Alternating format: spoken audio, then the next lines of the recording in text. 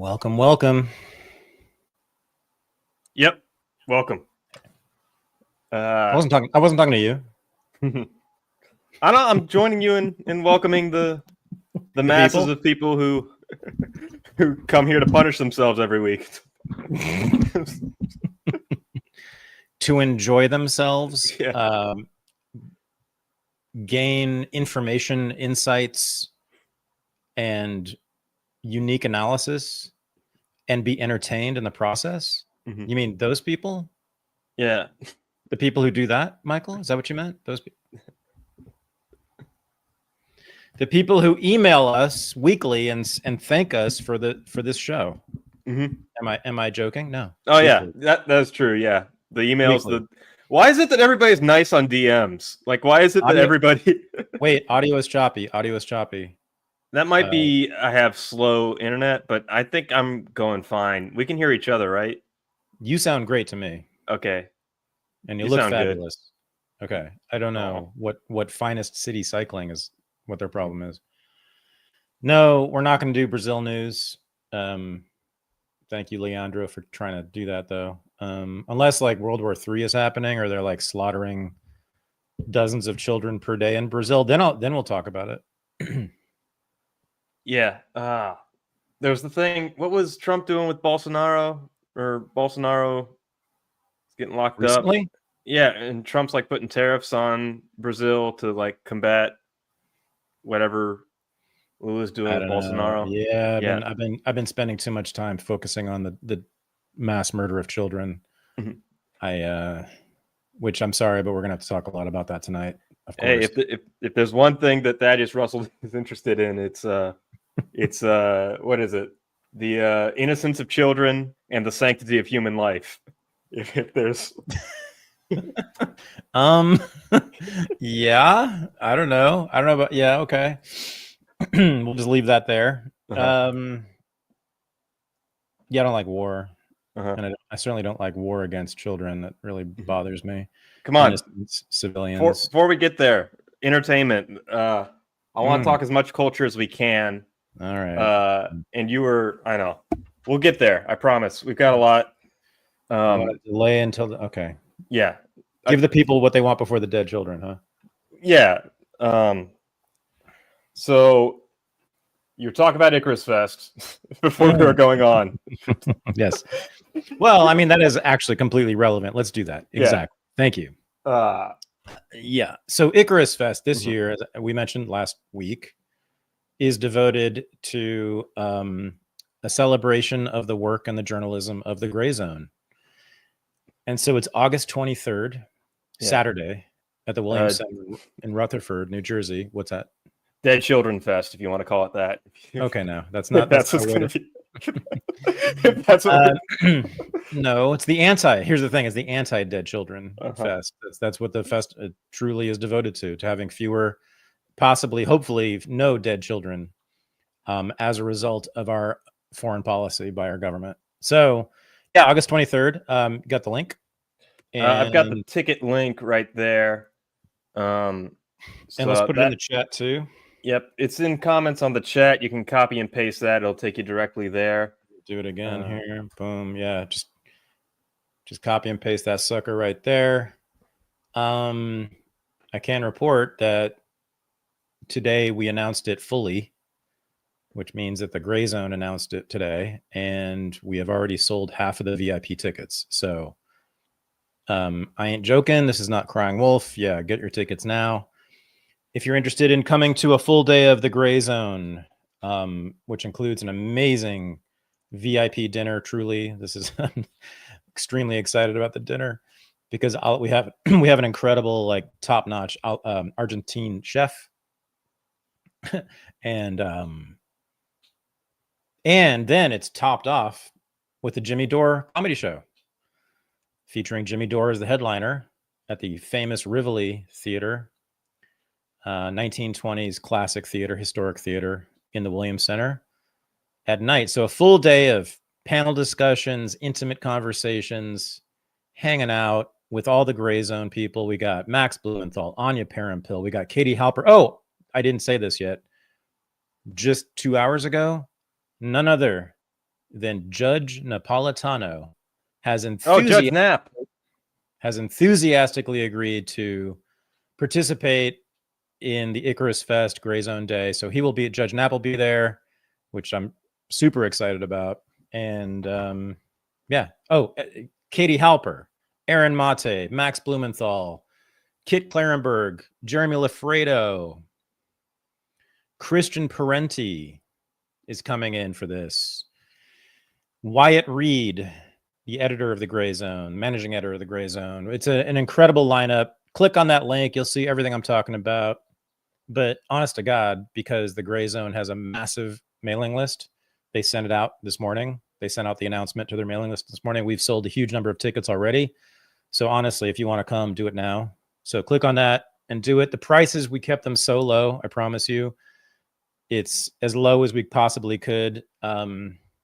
We're hoping to just break even on this. This is a labor of love for the Williams Center and for me and for us. So yeah, it's a huge thing. I just happen to think that the Gray Zone is the most important journalistic outlet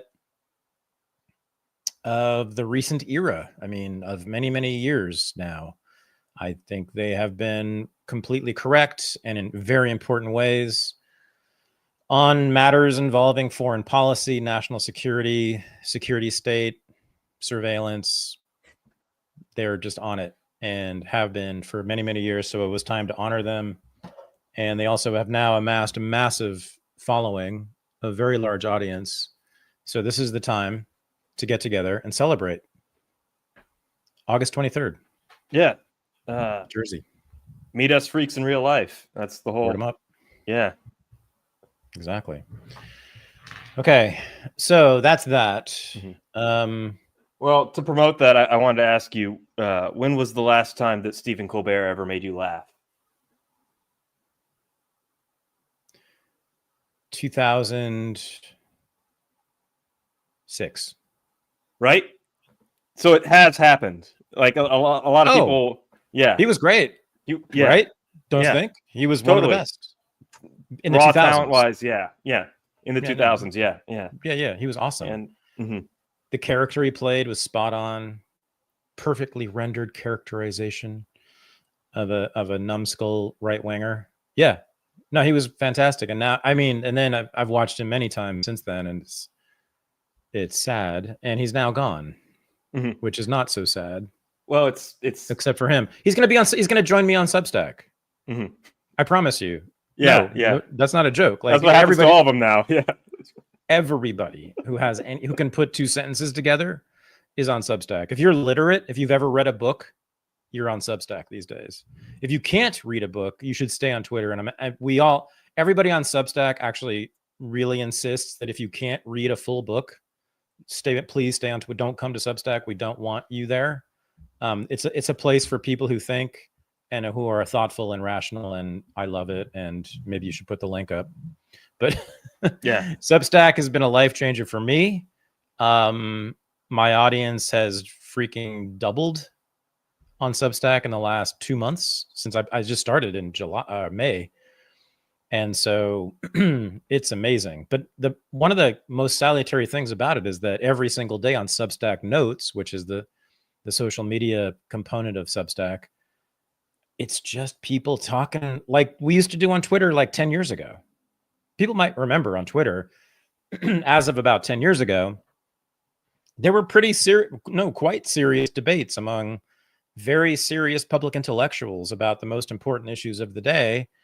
And they and we would go back and forth on Twitter with basic respect for our opponents and thoughtful curiosity about differing points of view. Not always, of course, but in large part, that's what went on Twitter about 10 to 20 years ago, between 10 and 20 years ago.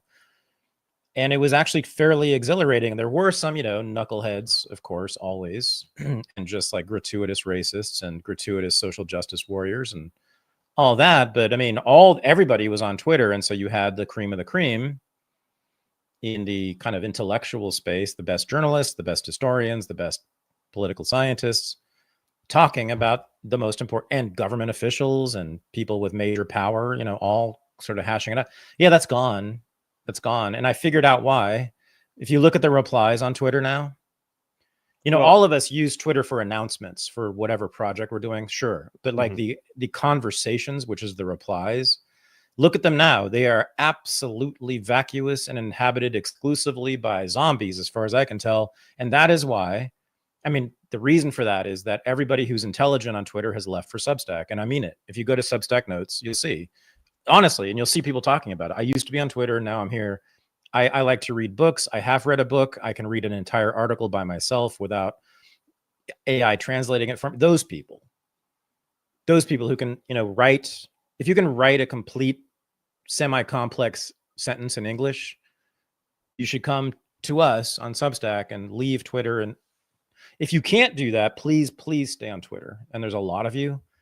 I understand that about 50% of American adults can't really read beyond a couple of sentences. This is statistically established. We know this. 6th grade level, reading level, is half of American adults. So I want you guys, no judgment. You know, if you want to learn to read better, then join us, fine. But until then, please stay on Twitter. That's where you belong. It's wonderful. It's such a liberation in so many ways for me. So anyway, Substack all day, all day. My reading of history on that is Twitter became war. It's not where you talk to people.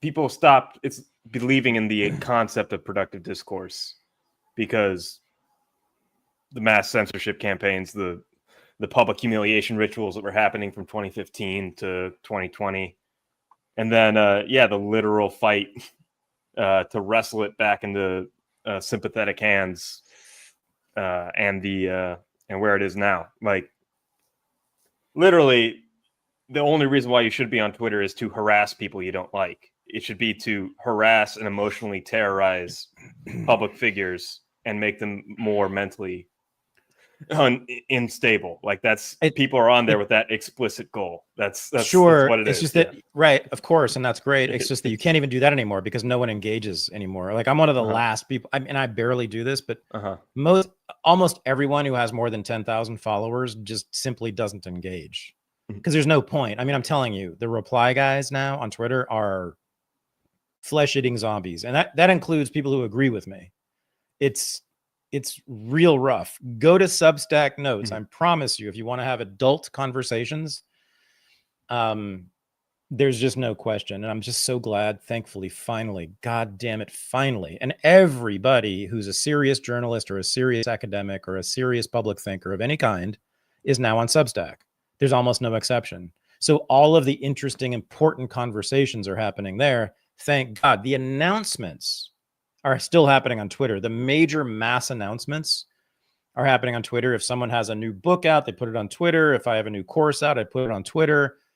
Sure. If I have some big, massive policy idea, we put it on Twitter, but there's no conversation, there's no discussion, and that's it. So go to Substack, and then you'll see. Plus, all the podcasts are there, videos are there. It's a full multimedia thing. You will lose nothing. It's awesome. And I have no agita anymore when I'm on social media. It's really something. I mean, people don't call each other racists all the time. People don't call each other pedophiles all the time. There's very little ad hominem. There's a tiny bit, but basically none that I've experienced in 2.5 months, 3 months now. Anyway, go to Substack. So let's get into it. The reason why I brought up Colbert was yeah. Not a lot of people know this, but Jimmy Dore kind of comes from that scene. He was kind of a stand-up in the early 2000s. He's been doing stand-up, I think, at least 30 years now. And if you want, anyways, he's headlining that night at the Gray Zone night for the Icarusfest. He did it last year. And if you want that style that you thought was dead from The Daily Show 20 years ago, when The Daily Show would actually entertain you, and if you want it to reflect the news that you actually see, and if you want it to be in person, you got to go check it out. It's still alive and it's happening in person.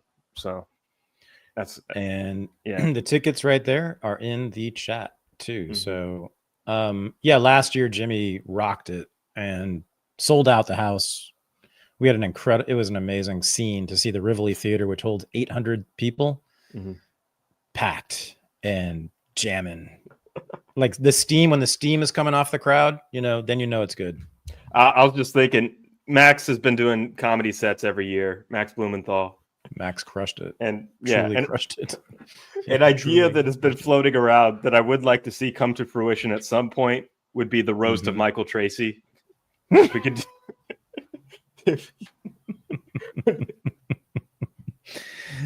God, that would be funny. That would be something else. Mhm. Not difficult either to pull off. I gotta say. No. No. And I think roasting Tracy doesn't take a whole lot of effort. yeah, True. but he's the All right, perfect. man. Yeah, he's the perfect guy to take it head on and give it right back too. He's been.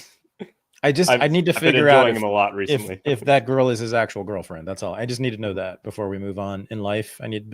Before we deal with any other news, I need confirmation about whether that girl he's with lately on videos is his actual girlfriend. That's all. Okay, But we should move on. Let's move on. All right. Yeah, golden age. Trump keeps slamming in trade deals, keeps ending in wars. Ended the war between Thailand and Cambodia recently.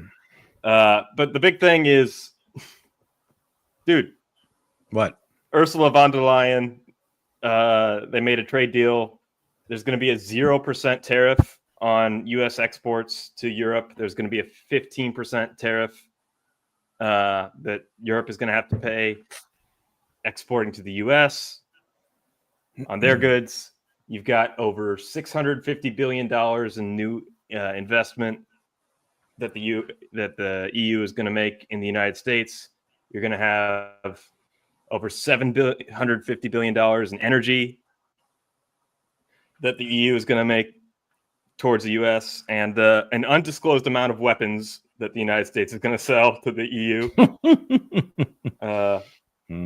Once again, it looks like Trump is telling Europe to fight their own war when it comes to Ukraine.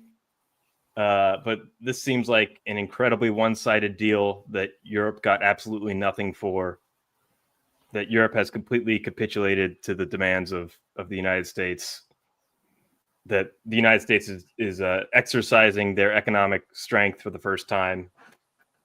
And it looks like Europe is behaving once more as a colonial state of the United States and is falling in line. It's no longer the hoity-toity, moderate British elites or European elites that are intellectually leading the brash Americans. It seems like total capitulation now with this European deal. And it totally came out of surprise. Nobody thought he was going to get a deal done in this trip he made to his golf course last weekend. So, isn't it actually the beginning of a gradual decolonization of Europe?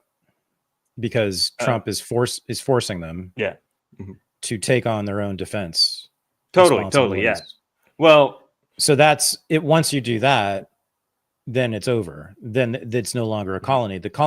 Any colony exists as such only so far as the ruling power has military dominance, right? Well, they're still buying our weapons. They're paying for it out of pocket, but they're dependent on our weapons and our energy now. I said it's the beginning of a gradual decolon. No, it's going to take a while, but this is the beginning. This is the first step.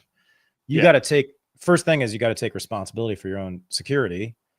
And then we're going to start, because once you do that, then of course we don't have to supply you with all the missiles and the F-16s, et cetera. Right. So I think it's generally it's in general a positive step forward. Is it not? Yeah. It's wonderful. Yeah. Okay, good. Dead children. Okay. I'm dying. Does this? Okay. All right. No. Does this change the calculus for the Russia-Ukraine war? Is Putin seeing a weakened Europe now? And is Trump saying, "Hey, Europe, you want this war? You're going to have to fight it yourself. You're going to have to pay for your weapons like a big boy. No more free lunch on this." Sure. And yeah, it's changed. Trump's sort of position vis-a-vis Ukraine and Russia has changed the calculus of that war since the beginning. And in some ways, this is the one place where He hasn't been successful yet, but I would say he's been fairly consistent, although recently now he's trying to slap new sanctions on Russia, trying to hurt Russia. Mhm. But that's flailing. That's because he's desperate and he doesn't know what to do. Yeah. I think his Well- messaging on it has been pretty consistent and generally in line, believe it or not, with mine. It's the one thing I more or less agree with Trump on. So yes, the calculus now from Putin's point of view has changed from Russia's point of view, which is that they now know, Russia now knows that the US government, at least for the next 3.5 years, and possibly further, but certainly for 3.5 years, is basically uninterested in pursuing a war, any war, to enhance, defend, or extend NATO. That's massive. I mean, I think the days of expanding NATO probably are over, at least for the time being, because it's not going to happen under Trump. I mean, if Trump does that, I will be, then again, he has reversed course on many major positions of his, but I would be really surprised by that. I don't see that happening. So that means Putin has a new playing field, and he's not interested, nor has he ever been interested in invading Europe, any part of Europe. He didn't even want to go into Ukraine. He was forced to.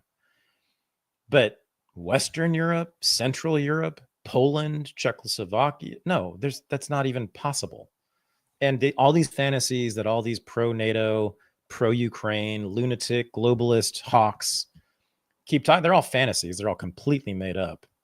They're just as real as the Hamas human shields in Gaza, which is that, have you noticed that we've never seen a single picture of Hamas using human shields in Gaza? Not one. Where are these? Where are the rocket launchers in babies' bedrooms? I've never seen it. They mention it every single day. Tunnels under preschools. They say it every. I've never seen. Show me. Same thing with Russia's ambitions in Europe. Not only does Putin have no interest in that, he's never evinced any interest in that. They have no way of doing it. They are physically, logistically, infrastructurally incapable of seizing and conquering and colonizing and controlling another country. I mean, Eastern Ukraine, 20% of Ukraine is difficult enough, and that's only because 90% of the people there invite them in and want them there. Speak Russian, want to be part of Russia, cooperate generally with the Russian government. They can barely do it there. You think they can take Poland? And why would they? Why would they?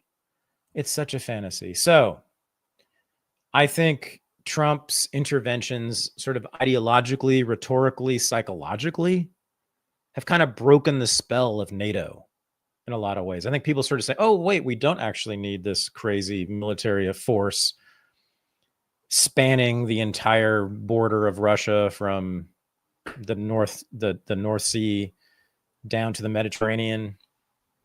We don't have to have tens and tens of thousands of our own troops there, stationed there along that border with all sorts of missiles and tanks and armored personnel carriers and all the rest of it. We don't.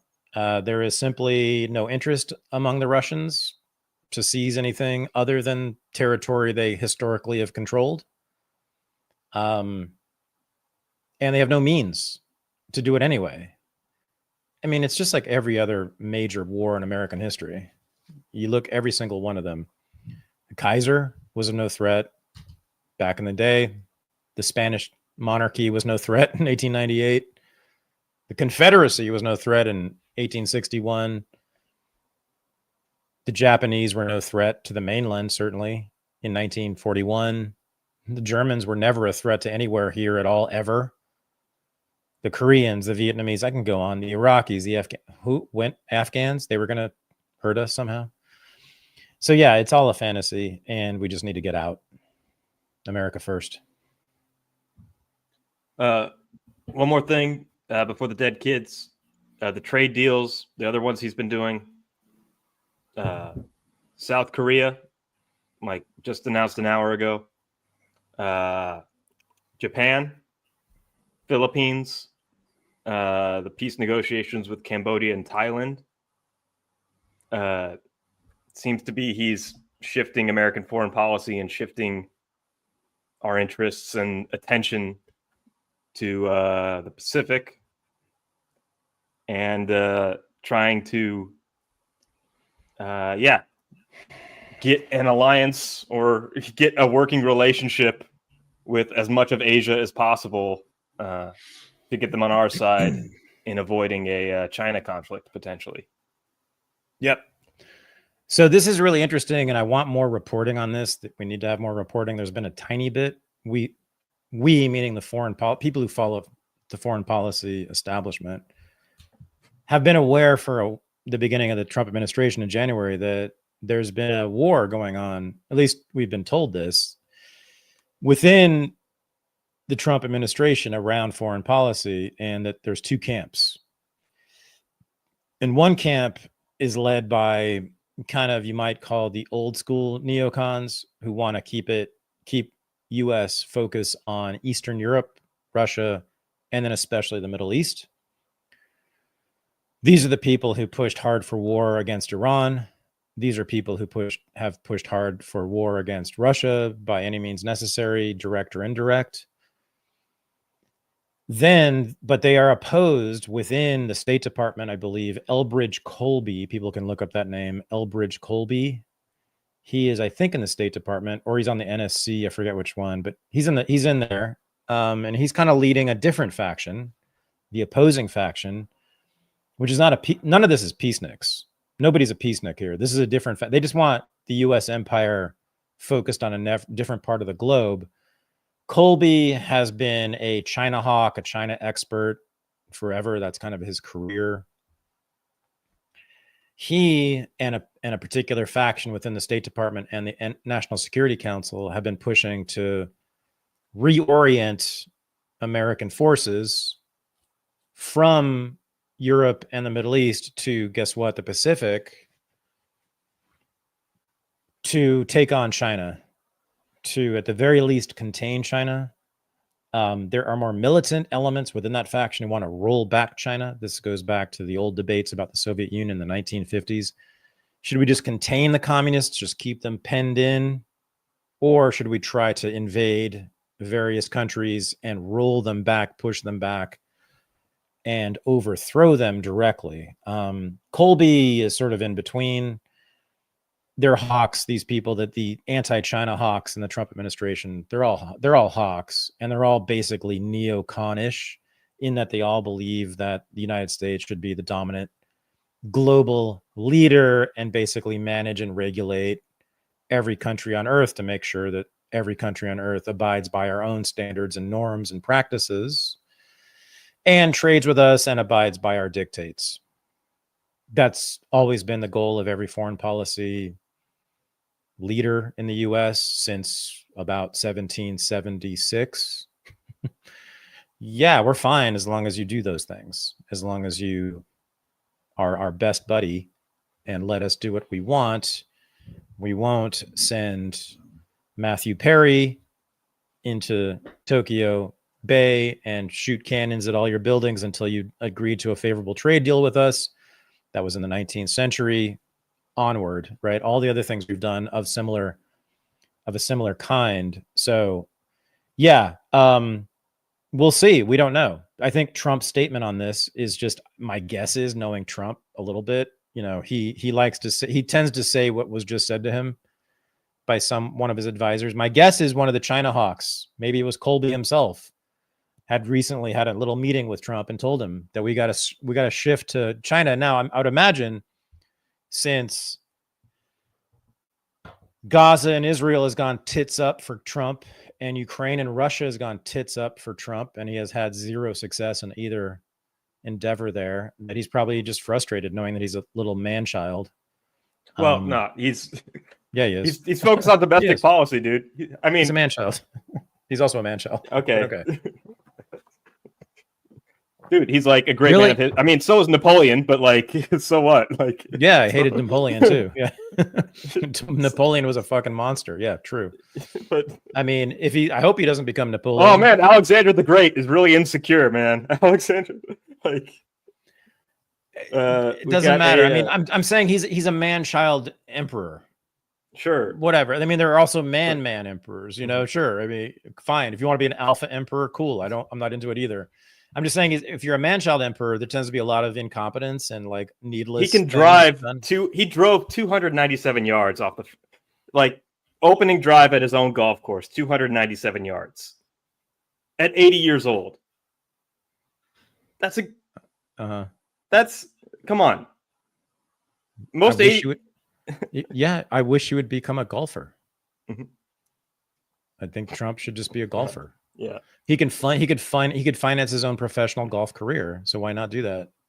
He could build his own. He could play only on his own Trump golf courses, and he could have the caddies drop the balls like he had him drop them in Scotland. Did you see that one? He cheats, I guess. I don't know. Yeah, he could do that. I don't care. I just don't want him making decisions that are life and death anymore. Is that fair? Do you want Trump making life and death decisions for like you and your family? There's somebody who's had that role my entire life. He's done it better than anybody else.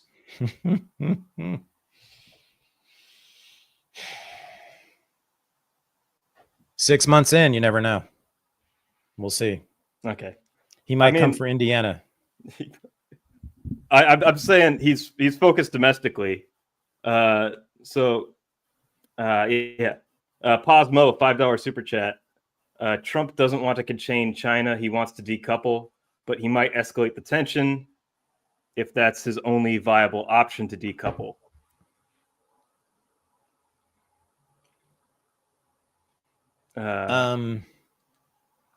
So yes, I think for Trump that's probably true. Mm-hmm. Although I don't know if he's thought that through, and no one knows exactly what decoupling from China means. I don't think Trump wants war with China. No, I haven't said that. I think that there are elements within his administration who do. I think that all of them want hostility with China. All of them are belligerent toward China. Mm-hmm. All of them want to radically reshape U.S.-China relations. I think all of them want Taiwan to be fully independent, which requires a war to separate from China, which would have to be supported by the United States. So, you know, I mean, sure, they don't want war, but everything they're saying and asking for, does it not lead inevitably to shooting guns at Chinese people? I haven't heard the bellicose rhetoric necessarily from Trump's administration on China this time around, and I think it's less than you had Pelosi visiting Thailand and promising a free Thailand. I think the Democrats it seemed to be that they were shifting more aggressively against China. I see this as like a totally economic move. He's selling rice to the Japanese. The Japanese are going to be buying rice from the United States. He's next thing he's going to do, he's going to sell snow to Antarctica. He's going to sell sand to Saudi Arabia. This is unprecedented what he's been able to accomplish. What happened? Part of the Japan deal is the United States is going to start exporting rice to Japan, along with exporting cars and everything else. But in what world did you ever imagine a trade deal where he could sell rice to the Japanese? Is that going to help you? It's for me. Who's that helping? What's the? It's domestic production. The United States is exporting again. It's domestic production. Okay. All right. Okay. You're hurting my head here. Okay. We're exporting rice to Japan, and therefore we should be happy about this fucking dude. It's okay. Can we talk about now the dead children instead of rice? I know. I'm sorry to shame you, but I'm going to shame you. Okay. The thing on Israel, I am a planned truster, only because I'm humbled by how much he's accomplished. I'm literally humbled. But with the plan in Israel, it seems like there is no plan, I know you live in California, so you can't really see things. I was looking for a plan. You live in California. Yeah, there is no plan in Israel. It looks I heard there was one. I can't see it. California is far away. It is. I can't really see the plan from here. It's real far. Yeah. If I look eastward, I can't. I squint. Yeah. I can't quite. Anyway, can you help me see the plan? What's the plan? Yeah, I know. This is tough because we. Go ahead. What? Yeah, I know. I mean, I could talk about what. There's just like so many things domestically I want to talk about, and I don't want to talk about the one hopeless thing that never changes at all. And the thing that has been. No, but that's where you're wrong. I think this is changing. Yeah, no, I think this is. You see some hope. I mean, yeah. There's a guy looking to primary Randy Fine. That's some hope. I talked to him today. Yeah, you did, Andy Baker. Aaron Baker. Yeah. I hit him up on I DM'd him, and he was favorable to what I said. Yeah, everybody check out Aaron Baker, who is running for Congress in the Florida 6th Congressional District, which encompasses Palm Beach. It's in Central Florida. And the current congressperson is this guy, Randy Fine, who is, I mean, according to basically everybody, including a lot of people who voted for him, a grotesque piece of shit, who's so genocidally Zionist that he has said things like starve away the people of Gaza, that all the civilians in Gaza are complicit. He's absolutely genocidal. He is all about killing children. I mean, he's been very clear about this, and he weighs plus 300 pounds. And so, yeah, Max Blumenthal confronted him in a great clip and sort of asked him if Max ran up on him and said, do you think you could survive? How would you do in Gaza right now? You don't seem to be so amenable to diets. And Fine sort of brushed him off, of course. But anyway, he has a challenger, a Republican challenger who's basically MAGA, basically pro-Trump, right-wing Republican. This guy, Aaron Baker, poses with a gun. Oh my God, he poses with a rack of guns. Yeah. And so, but check out his platform. I mean, it's damn good from my position. I told him I like everything. I just want his language on foreign policy to shift a bit to reflect where he is. So anyway, he has been just going off on Randy Fine. He's taken on Randy Fine in this race. And go to his Twitter, everybody. He has been slashing Randy Fine to little fatty pieces. It's like some sushi going on the issue of Gaza. It's remarkable. Republican on Republican violence over Gaza, which I am here for all day long. I mean, I like that more than your average cat fight even. So it's amazing. Yeah, Israel's over. I mean, really, this week, around Saturday, I remember thinking, okay, this coming week, we will see that all the pro-Israel people in the media are going to have the hardest time of their lives. And that's exactly what's been going on. Israel's done. Israel is done. I don't mean this year necessarily, but 5 to 10 years, I don't see it existing as a Jewish supremacist ethno-state. There is simply, we've had just too many polls, too many shifts. Now, today, so yes, was it yesterday? 2 days ago? 2 days ago, Monday, I think it was, Macron, France, announced that France is now officially in favor of a Palestinian state. Yeah, Keir Starmer said today, you have until September 1st, or we're going to recognize a Palestinian state. Today, Keir Starmer, PM of the UK, said the same thing. We will now recognize a Palestinian state. France and England, what? Never done this before. This is massive, humongous. Benjamin Netanyahu's entire career, which began in the 1990s, his entire career has been premised on his promise to stop a Palestinian state from happening.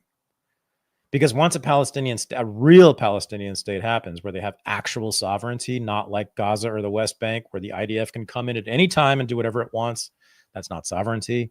Where the IDF and Israel controls the water and the food and the electricity, and not sovereignty. until they get an actual state, yeah, I mean, this is what it's going to be. So, Oh, go ahead. Boris in the chat raises the point.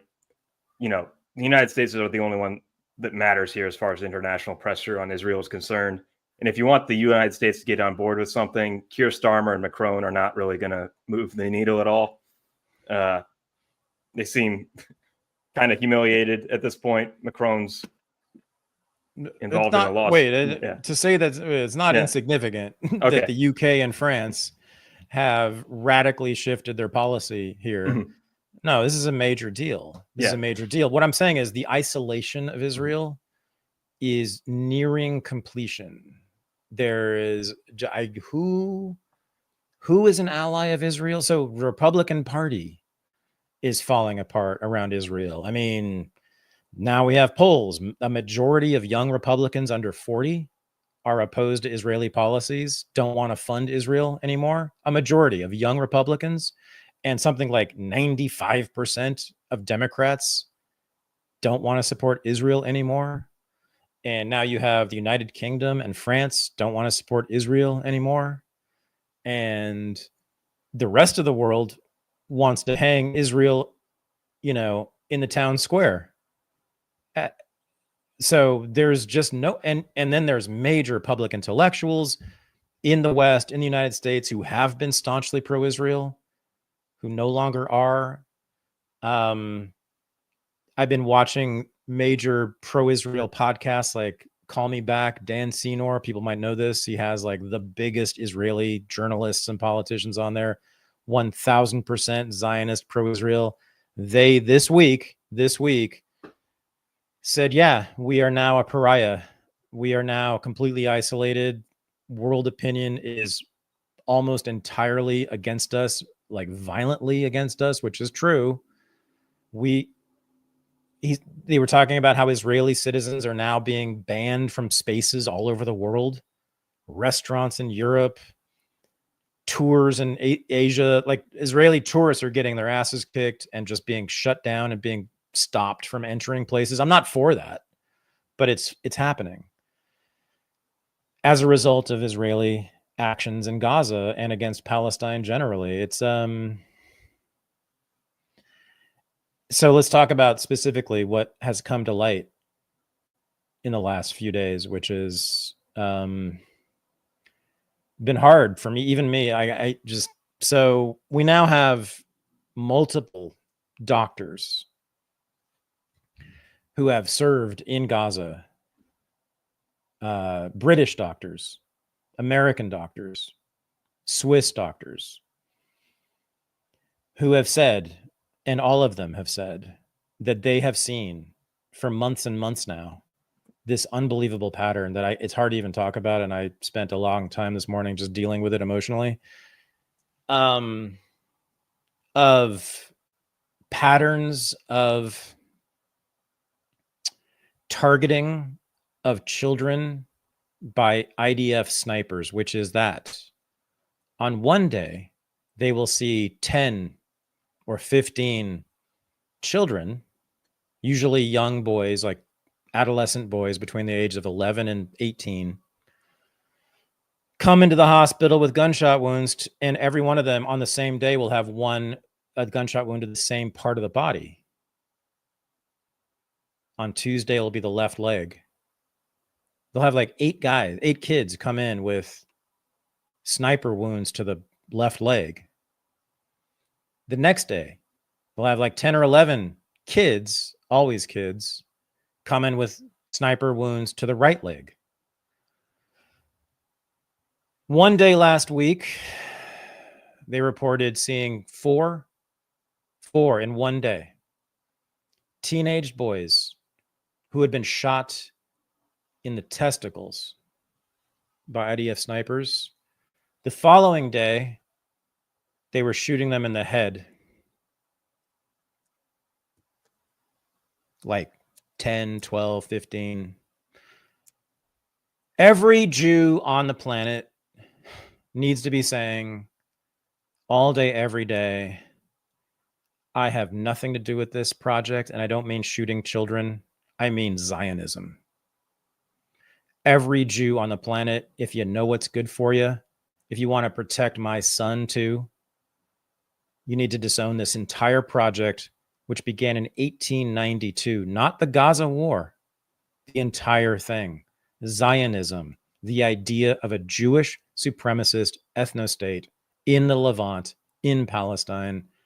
The Zionists themselves, and I have a piece on Substack this week laying it out, the Zionists, the original founders of Israel themselves, all of them said, we will have to kill these people to colonize this land. And we're going to have to colonize and kill them in perpetuity because indigenous people always resist colonization. We will always have to kill them and their children forever.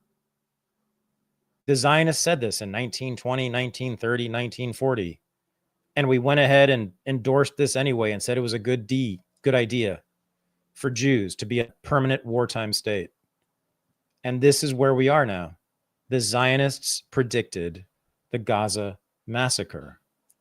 They predicted the 30,000 Israelis who have died in war since 1948. They predicted the 800 to 1,000 IDF soldiers who have been killed in Gaza since October 7th. They predicted the 50,000 or 100,000 or 300,000, which some people are estimating is the true number, dead civilians in Gaza. They predicted all this because they said, we can't have an exclusive Jewish ethno-state in the middle of the Arab world, the Muslim world in 1920, 1930, without killing lots of these people. That's just just like with the Indians in the American West.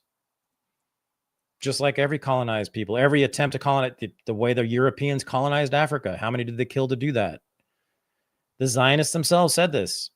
To liberate our people, we're going to have to be in an eternal wartime state known as Israel in Palestine. So that is the next step. We need to stop the war. Once we stop this war, we need to intervene forcefully against this idea that any kind of ethno-state should be supported in that part of the world that excludes the majority population forever.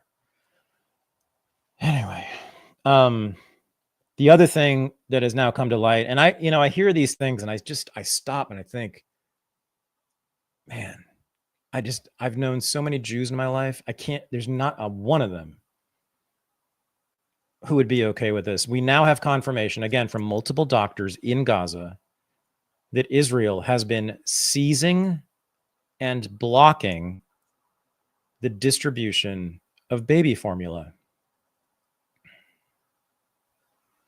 And the UN, Cindy McCain's organization, and multiple humanitarian organizations are saying because of this, within days, of course, there will be more than 1,000 infants in Gaza who will starve to death because Israel has blocked the distribution of baby formula. Now,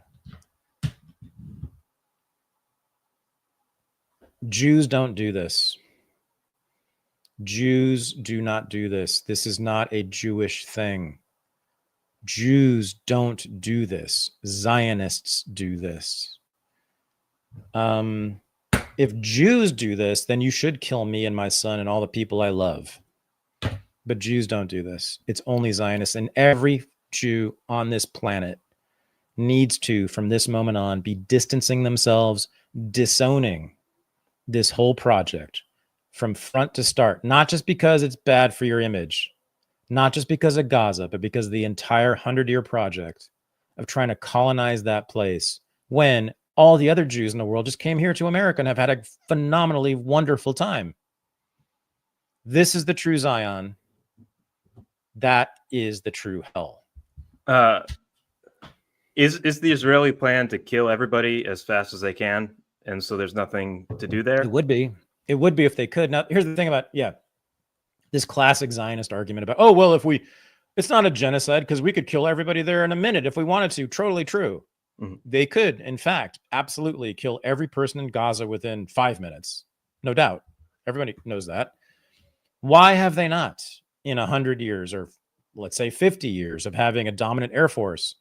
I'm just saying, the strategy of taking baby formula and like baiting people at aid sites and shutting off aid. Like it seems like the strategy is to kill everybody. Oh. So at this point. Okay. Yeah. No, I mean, I don't think it is. Okay. Not because they're nice guys, but only because of international pressure, because that Israel simply will not exist as such without the full cooperation and subsidization of the United States. They know this. Everybody knows this. If the United States pulls all of its assistance, which includes intelligence assistance, military assistance, the military umbrella, the Iron Dome, not just the $3 billion a year, not just all the arms shipments, not just all the planes and mortar shells and all that shit, the whole thing, the entire military umbrella that the U.S. puts around Israel 24/7, 365 a year. Without that, I think everybody acknowledges that Israel is toast. So that and the United States has a lot of people, and always has had a lot of people in it who are not Zionists and who don't like killing children, who don't like killing Arabs, who don't like killing civilians. So it's not just since October 7th, for decades and decades, there has been massive discomfort and opposition and hatred of what Israel has been doing in the United States. And so the U.S. government, and in Europe too, the U.S. government and the European governments have always put a moderating pressure on the Israeli government and stopped them in many cases from committing massacres, from committing genocides, from committing war crimes, because Israel knows and the U.S. knows that if Israel loses its standing in public opinion, it's done. The second that the United States, stops funding them and supporting them and aiding them and assisting them, there's simply no way that they can exist, they can survive as a Jewish ethno-state. So that's why they moderate themselves. I don't see any reason why Israel wouldn't just go hog wild and fucking wipe out the entire population in a night if they were truly independent and on their own. I'm sure they would. I'm sure they would make Gaza into glass if they were truly on their own. The sentiment of the Israeli public, like 90+% of them, not the handful of Israelis that I know, not the ones who've, been on my show, not those people, the tiny handful of people who are truly anti-war and anti-Zionist, not them, but the 90+% of Israelis. I mean, we all know this is poll after poll after evidence, they're totally fine with killing as many Palestinians as it takes to have no more opposition to their colonization scheme. That's all it is. They've been trying to colonize this place for 100 years.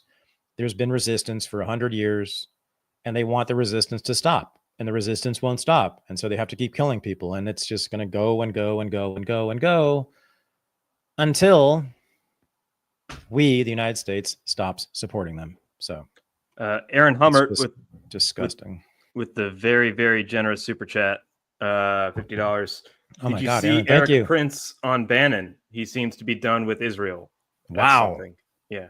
Wow. No, I did. Oh, it's falling all around them. The whole castle is falling down around them. It's really something to watch. I've never seen anything like this. This is, it looks to me like truly the beginning of the end of the Zionist project, of a Jewish ethno-state in Palestine. I just don't see, I mean, it is Megyn Kelly is now against them. Piers Morgan is furious. It's major. I mean, every ABC, NBC, CBS, CNN, MSNBC, of course, even Fox now, all of them are saying we got to stop the war. Dan Senor, the Call Me Back podcast, they had huge pro-Israel, Israeli journalists who are connected to the Israeli government who have worked with Netanyahu saying yesterday, yeah, they were saying, yes, it's true. IDF soldiers have been shooting into crowds seeking aid in Gaza. Yes, my God, they're admitting all these things. All of a sudden, this is the thing. Yeah. The American starvation. apologists who deny all this, who deny, they're to the right of Israel themselves. They're issuing denials that Israel isn't issuing anymore. They always have been. Yeah. Yeah, but they also admit I was watching this show. Everybody should watch the Call Me Back podcast. Dan Senor yesterday, I think it was yesterday or Monday, with Amit Segal and Nadav Ayal, who are like two of the premier journalists in Israel. Segal works with Netanyahu directly. The other one has always been connected to Israeli. These people are like in the Israeli establishment. Yeah, they're saying, yes, it's true. The IDF has shot into crowds of unarmed civilians seeking aid. Yes, it's true. They said that mass starvation is happening. They're admitting this now. They'll say it's partly because of Hamas and partly because of sort of screw ups, whatever, but they're admitting it. There's the New York Times piece about Hamas, that Hamas isn't stealing aid, that there's no evidence to support that claim.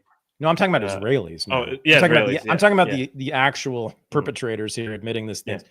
So they're they're also admitting this was amazing. And I've heard a lot of reports of this, but again, hearing these guys say this, that morale, and this might explain why they are taking target practice with children, because they're so desperate. And it's just, they see it sort of as like, I don't know. My guess is it just apocalyptic nihilism at this point for them.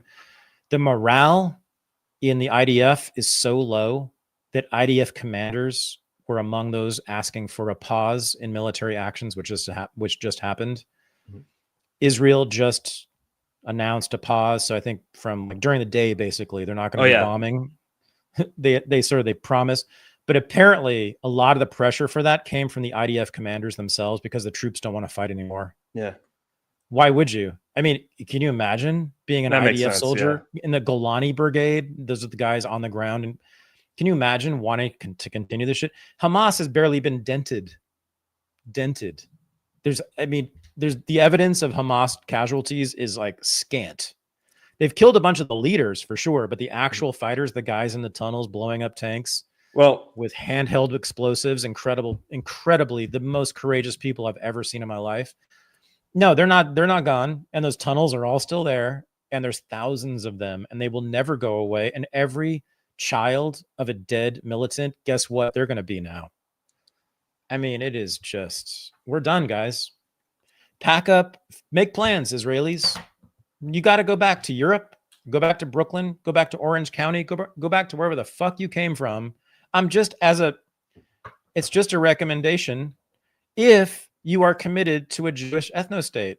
If you're not, if you live in Israel and you're not, and actually you renounce that, I think you'll be just fine, because guess what? Hamas has been always totally fine. Fatah, the PLO, all of them have always been totally fine with Israelis who renounce a Jewish ethno-state. In fact, they love them. You won't be killed. You'll probably be lionized if you just renounce a Jewish ethno-state. That's all you got to do. I recommend that, or leave. Just two choices at this point. I think there are floods of Israelis leaving. We have some evidence of this. We have shots of ships leaving for Cyprus and Greece and Europe. Flights jammed in Ben Gurion Airport of Israelis trying to get the fuck out of there. I don't blame them. And then you got Iran, which we now know can hit you with missiles anytime it wants. In the middle of Tel Aviv, would you want to live there? I mean, for a project that is ridiculous. You're from Brooklyn. Your family has been in Brooklyn for 4 generations.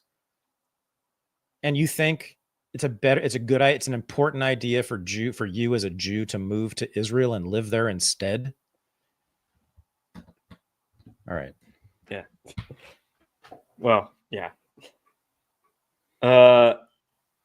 Eric Prince on Bannon. I think a big thing with Eric Prince was the sovereignty issue. When the United States bombed Iran, it seemed like the United States didn't have any sovereignty over their foreign policy at the time, and that was a decision entirely in Israel's interest. I saw that radicalize a lot of people on the right.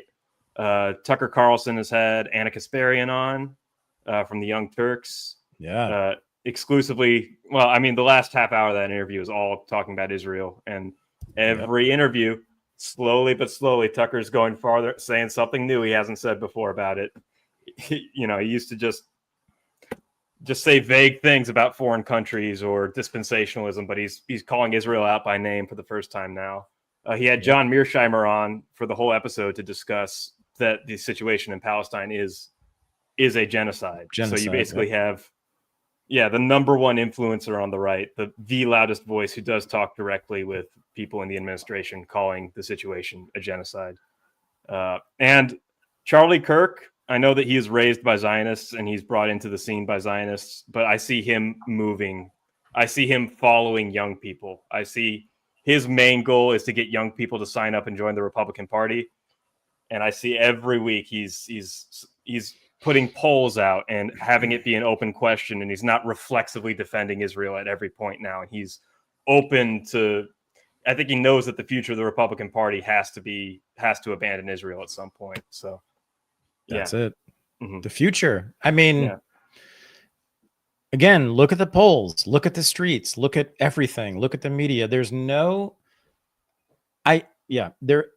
we are surrounded by points of evidence, data points, and nothing contrary that the American public is moving anti-Israel, and the younger you are, the more anti-Israel you are.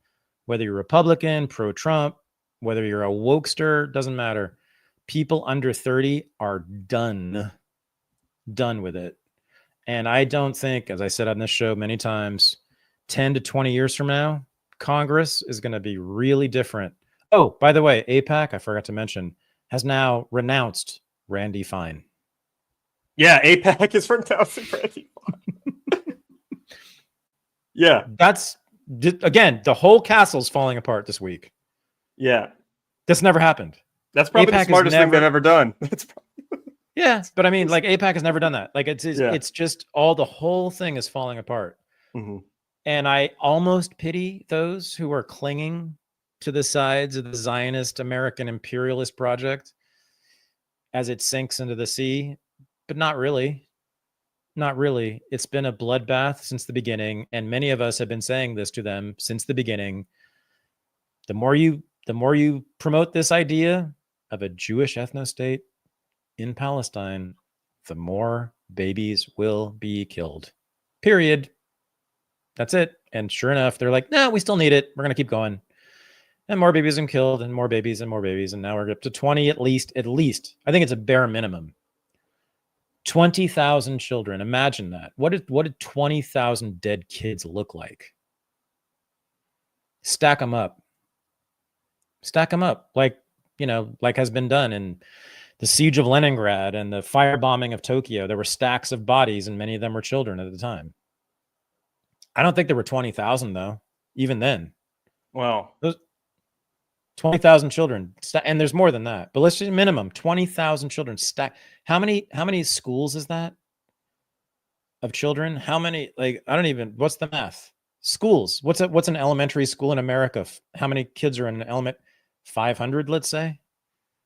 So, wipe out 100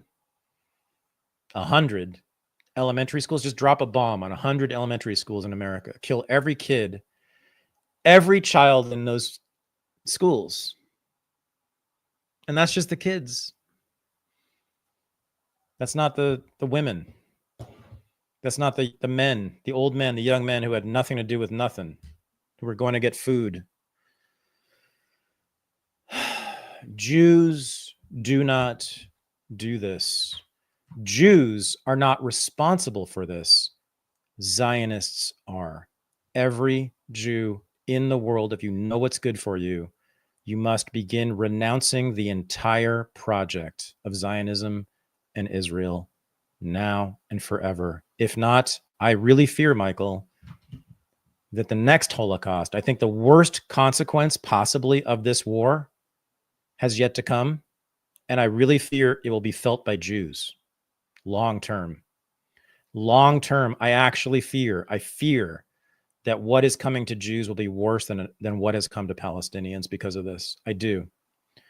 That's my main fear these days. And I have a vested interest in that, of course, but it's it's too upsetting for words. I've never in my life, and I went through the Iraq War, I was born in the Vietnam War. I mean, I never. And that they're doing it in the name of my son.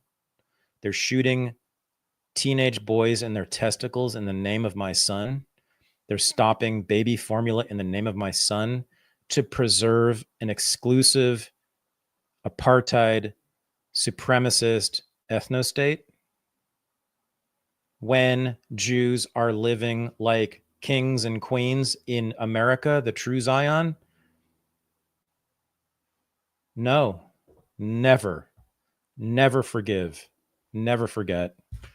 Sorry for the preaching, but that's all I can say after watching these videos today and hearing the testimony of these doctors and hearing about what's really going on in my name and the name of my son. No, burn it all down. Zionism was the worst mistake in the history of Judaism. The worst mistake that Jews have ever made was Zionism. Yep. Catastrophic. And I think it might result in the next Holocaust. I fear for Jews, possibly. How do people not hate Jews now? Because Israel's been saying we're killing these children in your name. We're killing these children because we need to kill these children to survive, for Jews to survive. Jews cannot survive unless we kill all these children, is the argument. Is precisely the argument. That's the blood libel. That's the ancient medieval blood libel that was practiced against Jews. And now Israel is using it against Jews worldwide, putting the greatest blood libel on our name ever. Thank you. It's a catastrophe. It's just a catastrophe for Jews, obviously for Palestinians, obviously for Arabs. We've known that. But for Jews long term, I think it might be even worse. And on that note, our horny friend in Brazil, actually, he's one of the least horny people in Brazil. He's actually kind of a monk. He's the horniest. He's just in denial about it. He's the least horny person in Brazil and the most horny person anywhere else. Or he's trying to deny it. Yeah. Wants us to discuss Sydney Sweeney. Once again, Jack Mason and Filthy Armenian, Alec Mohibian have been. They got the Sydney Sweeney discourse right in 2022 when Euphoria came out. This has already been said, and it is. I mean, yes, it's part of our continuing cultural victory, but I'm kind of like really I think it's an entirely online phenomenon. People arguing about Sydney Sweeney.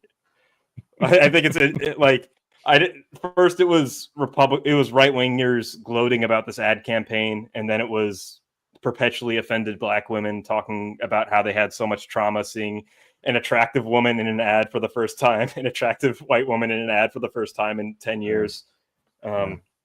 Yeah, this is all stuff you have to look forward to on the after show. I do promise you on the after show, boobs are pretty much the only thing we talk about in the after show. I mean, occasionally butts, right? I think butts come occasionally in. butts. It's mostly a boob show. It's a perpetual debate about the merits between the two and how that reflects you as a person, which one you would choose. Butt men are of course superior. We know this, but we don't discriminate against the boob men. Mm-hmm.